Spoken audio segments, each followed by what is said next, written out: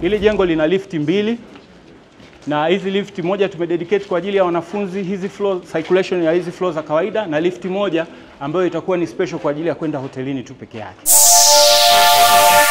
Ni mwendelezo wa ziara ya kikazi ya kamati ya kudumu ya bunge ya ardhi, maliasili na utalii. Na hapa ni moja kwa moja kutoka katika Chuo cha Taifa cha Utalii kampasi ya Arusha. Sasa hivi tuko 60%.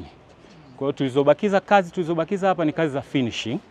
Tumebakiza kazi za floor, kufanya plasterwork kidogo.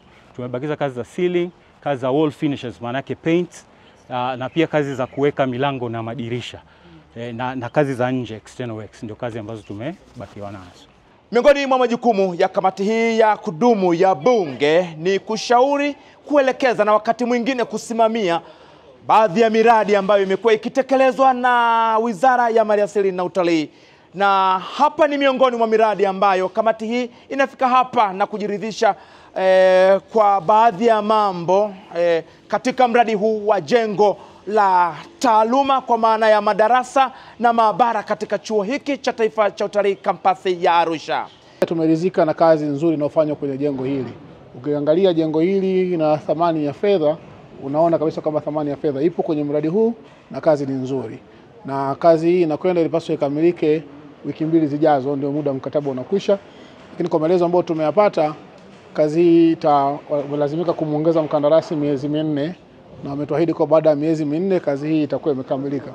Kwa hiyo tumetoa wito kwanza kuwataka wenzetu wanaomsimamia mkandarasi, kwa maana ya mkandarasi mshauri, lakini pia na client mwenyewe ambaye ni chuo, waendelee kuhimiza mkandarasi na kumsimamia ili kazi hii ifanye iweze kukamilika kwa wakati, ili tija ambayo ilikuwa imekusudiwa na serikali iweze kupatikana. Kusimapisha vile vyakula kwa eneo hili ambayo itakuwa na hiyo element ya practical training na also.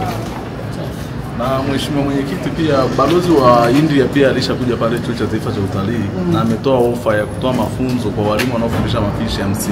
Okay. Kwa hiyo tutakuwa tunaenda walimu wetu. Kwa hiyo tutakuwa naenda yes. Na tayari kuna ambao wameshaenda kwenye mafunzo tayari. Yeah. Ni mradi ambao ulitengewa fedha kwa ajili ya kujenga jengo la ghorofa 5 kwa lengo la kuboresha mazingira ya ufundishaji katika chuo chetu hiki cha Arusha.